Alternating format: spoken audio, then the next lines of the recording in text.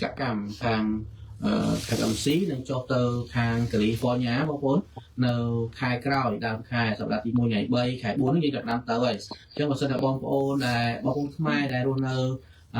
កាលីហ្វ័រញ៉ាបើសិនជាបានឃើញការ live នេះហើយបាទហើយមានបំណងចង់សួរនាំរឿងឯកសារ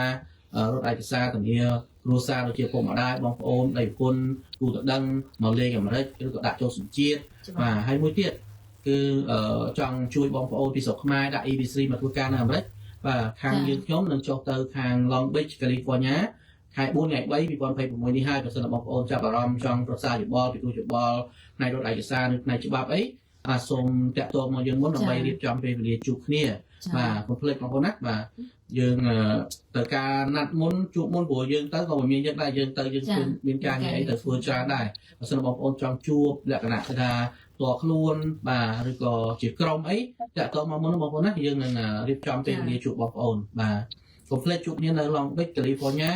បាទពីថ្ងៃ3ដល់ថ្ងៃ8យើងទៅមួយអាទិត្យដែរអញ្ចឹងបងប្អូនមកមានពេលកុំភ្លេចតាក់ទងមកជួបបាទយើងណាត់ជួបគ្នាមុនដើម្បី